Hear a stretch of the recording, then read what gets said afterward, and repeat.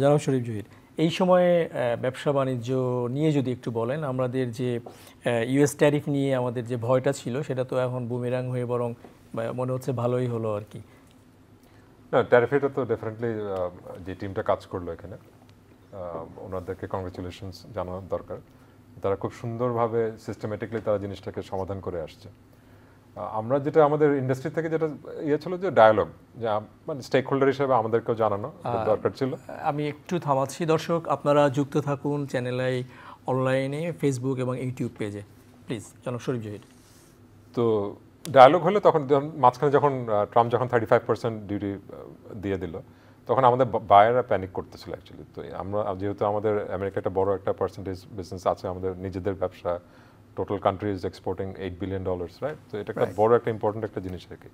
ওই 35% ডিফারেন্স মানে হচ্ছে যে 15% ডিফারেন্স ফ্রম আওয়ার কম্পিটিটরস তখন। তো সেটা আমরা কোনোভাবে আর হয়তো বা মোকাবেলা করতে পারতাম না। তো যেহেতু এটাকে নিয়ে আসা হয়েছে, এটাতে অলরেডি কিন্তু আমাদের যেগুলো অর্ডারগুলো স্টাক ছিল বা হোল্ড ছিল সেগুলো অলরেডি অর্ডার প্লেস করা হচ্ছে, এবং সামনে আমাদের একটা বিশাল একটা অপরচুনিটি ক্যাপাসিটি গ্রো করার। এখন যেটা হচ্ছে যে ক্যাপাসিটি গ্রো করার জন্য আমাদের এটা অ্যাকচুয়ালি যে আমরা লোকাল ইনভেস্টর হিসাবে আমরা আসলে খুব ডিফিকাল্টির মধ্যে আছি। কি সমস্যা? যে আমাদের ইনফ্রাস্ট্রাকচার সাপোর্টটা যেটা আমরা যদি দেশের ভিতরেই দেখি, আমাদের অ্যাকচুয়ালি যদি আপনি আরএমজিটা দেখেন, আরএমজি বলেন বা RMG is 86% of the export. এখানে কিন্তু প্রিডমিনেন্টলি হচ্ছে আমাদের লোকাল ইনভেস্টার্স। বাংলাদেশে কিন্তু এটা একটা স্ট্রেংথ। তো এই মুহূর্তে আমাদেরকে যদি বলেন, আমরা নিজেরা একটা সিনথেটিক একটা ফ্যাক্টরি সেট আপ করতেছি, যেটা নাকি ডিসেম্বরের মধ্যে it is possible to go live.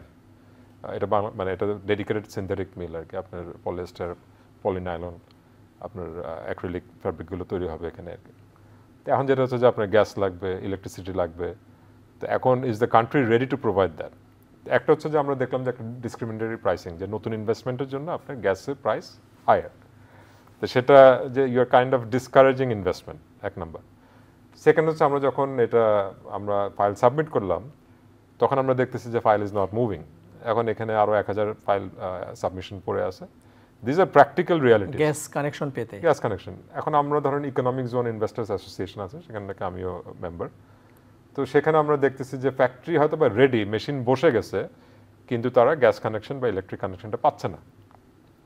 তো এটা যদি আমাদের লোকাল এন্টারপ্রেনাররা আমরা যদি স্টাম্বল করি, তাহলে আপনি জাস্ট চিন্তা করেন, তাহলে আমাদের ফরেন ইনভেস্টাররা সেখানে কীভাবে কাজ করবে, এবং কেনই বা আমরা যাই বিদেশে বিনিয়োগ আনার চেষ্টা করতেছি অ্যাটলিস্ট এসব ক্ষেত্রে, ম্যানুফ্যাকচারিং বা যেগুলো আপনার এমপ্লয়মেন্ট ক্রিয়েটিভ যেগুলো আর কি।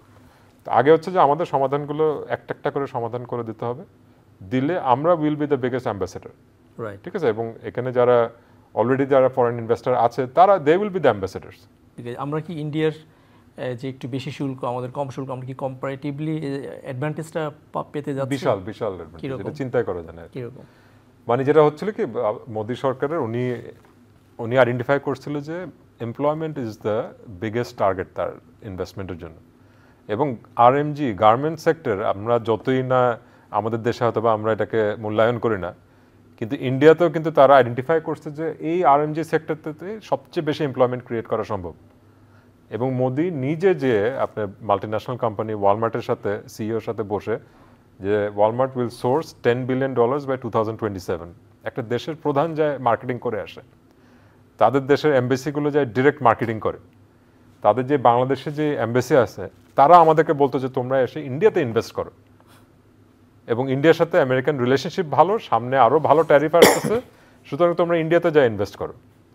তো সেখান থেকে অবভিয়াসলি, যেহেতু এটা আমি কোনোভাবে এটা চাই না যে কোনো একটা দেশ সাফার করুক, যেহেতু তাদের রিলেশনশিপের কারণে যে অ্যাডিশনাল যে ট্যাক্সটা আমরা সুবিধা পেলে নিব না, এটা একটা দেশের জন্য, তাদের জন্য এটা খুব মানে ডিফিকাল্ট একটা চলে আসবে আর কি।